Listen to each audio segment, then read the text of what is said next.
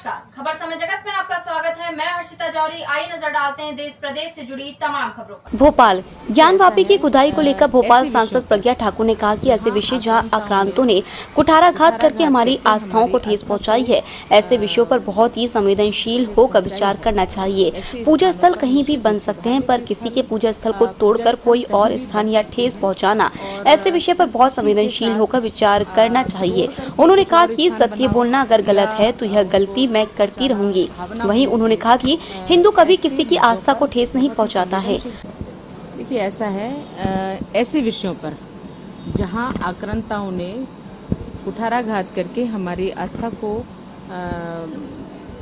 ठेस पहुंचाई है, ऐसे स्थानों पर निश्चित रूप से धार्मिक स्थल, पूजा स्थल कहीं भी बन सकते हैं, और पर किसी के साथ तोड़ करके कुछ और स्थान बनाओ या उनको ठेस पहुंचाना भावना होनी चाहिए।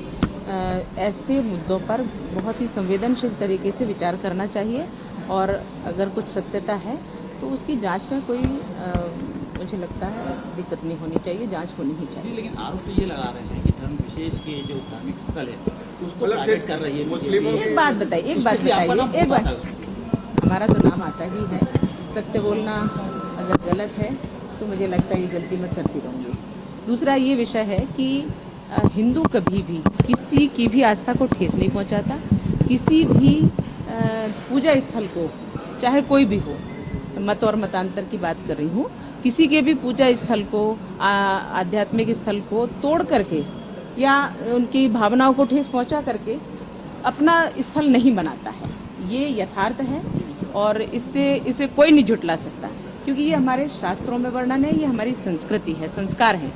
और बाकी जगह में अगर देखा जाए, जिसकी आप बात कर रहे हैं कि विधर्मियों की बात हम निश्चित रूप से करते हैं कि उन्होंने तो मंदिरों को तोड़ करके, विशेष तौर पर तोड़ करके, और वहाँ उन्होंने मस्जिदें बनाई हैं, मजारें बनाई हैं, और वो प्रमाण है, और प्रत्यक्षम किम प्रमाणम। तो ज्ञान व्यापी में भी अगर जरूरत, वहाँ पर जो लड़ाई लड़ रहे हैं तो उनको आपकी जरूरत पड़ती है कि आप थोड़ा समर्थन करें, उन्हें करेंगे आप उनको लेकर?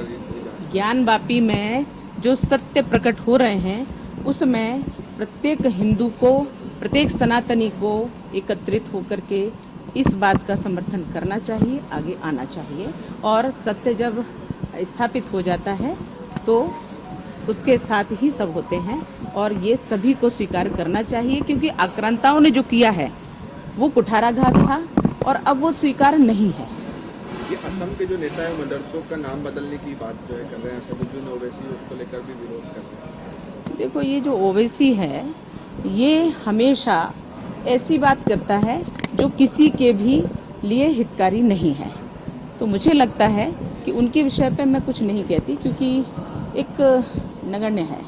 और ये जो राष्ट्रगान के भी उत्तर प्रदेश में भी हमने देखा कि सरकार ने फैसला लिया कि देखिए, ये अपने राष्ट्रीयता का विषय है, और जो राष्ट्रीयता के लिए आवश्यक है वो होना ही चाहिए। हमारे राष्ट्रगान, राष्ट्रगीत, हमारे राष्ट्रीय मानदंड, वो सबको मानना अनिवार्य है। ये भारतवर्ष की पहचान है। भोपाल से खबर समय जगत के लिए संवाददाता शक्ति भारती की report. For latest news, subscribe to our channel and press the bell icon.